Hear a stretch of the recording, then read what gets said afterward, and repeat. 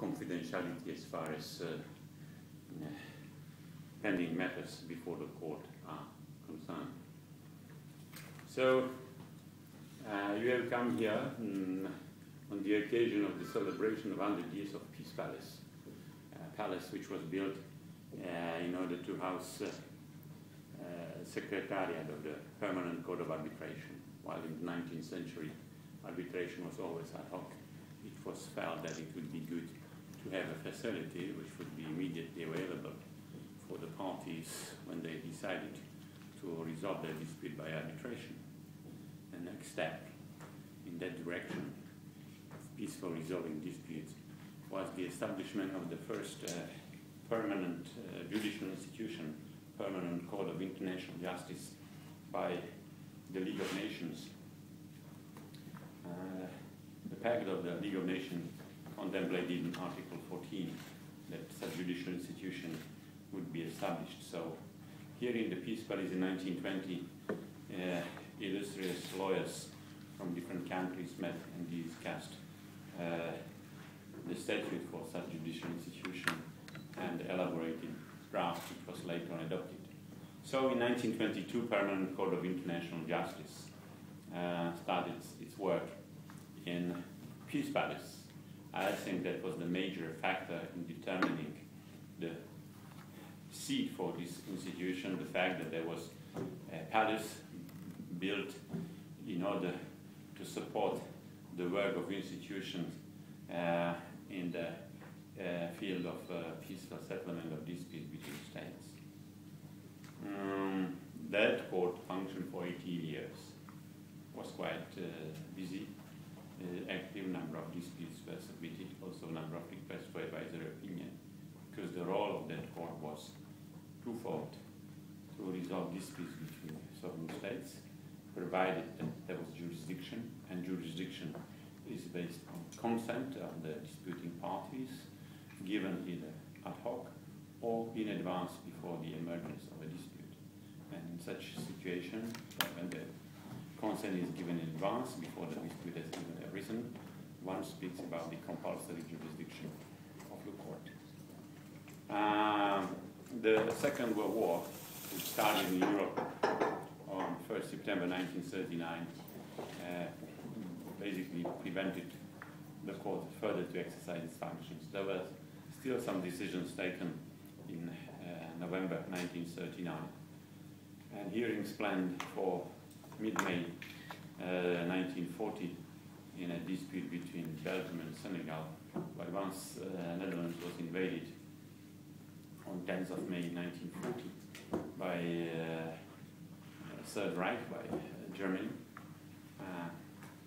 there was no possibility for the court anymore to exercise its function. When the United Nations was established, there was some talk whether there should be a new court or the previous resume its functioning.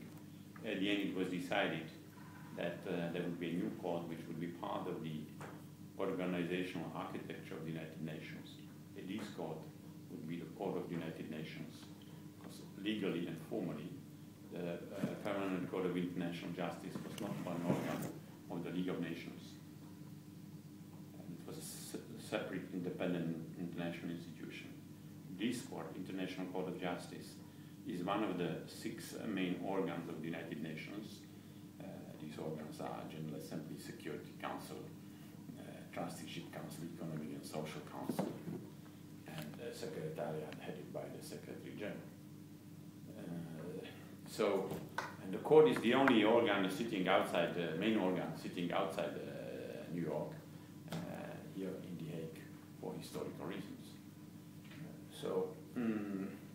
On the other side, in order to benefit from the experience and the heritage of the Permanent Court of International Justice, a decision was taken that this new court,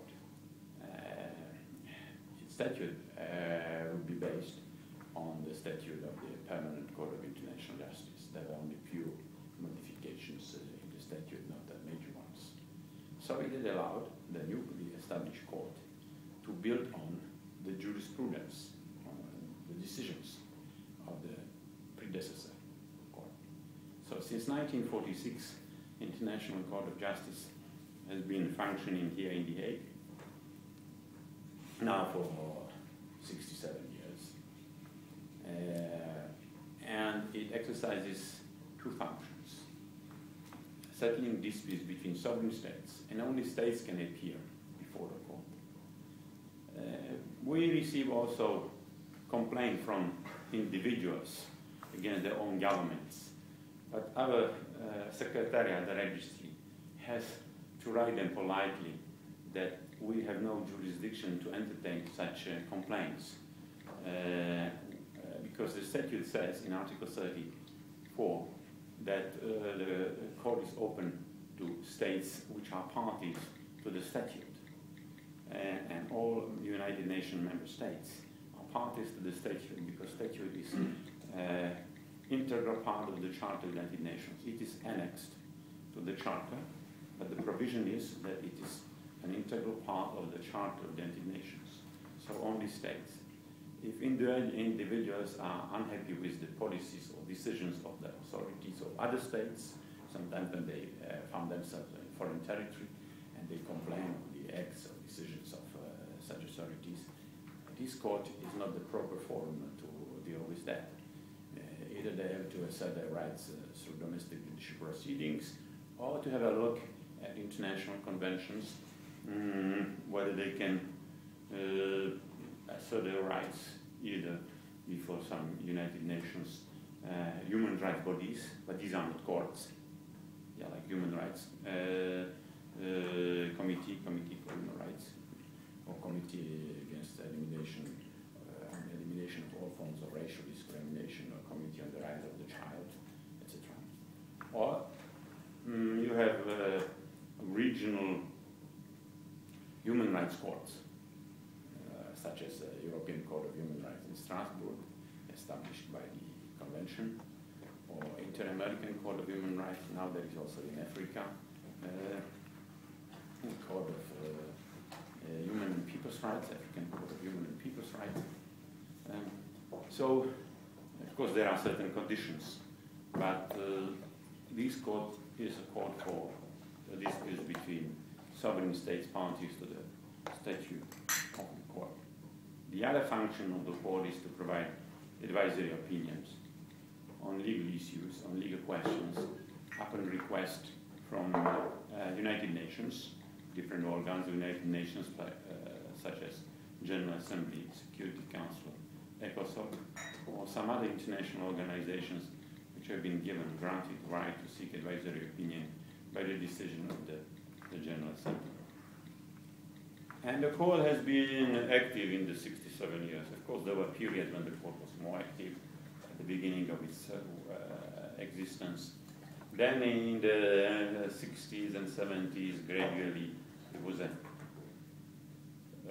period of less activities, a few cases in the For instance, in the period of 1976 to 1979, one of my predecessors, Eduardo Jiménez de Arechaga from Uruguay, in 3 years' time, he signed just one simple judgment, because there were no other cases pleaded before the court. And it was a case on jurisdiction in a case brought by Greece against Turkey on continental shelf in the Aegean Sea. And the court concluded that it was without jurisdiction, that Turkey never validly consented to jurisdiction of the court to deal with this type of dispute. But since the late 80s, beginning of the 90s, we can witness the period of increased activity, which is the result of increased confidence and trust among member states of the United Nations to bring the disputes to the International Court of Justice. I think this is due to the fact that since the 80s, African states were willing more frequently to bring in particular, boundary disputes to the court. So the court has had a number of boundary disputes between African countries, some important one, a major one. I can mention a case in the second half of the 90s, decided in 2002, between Cameroon, Nigeria,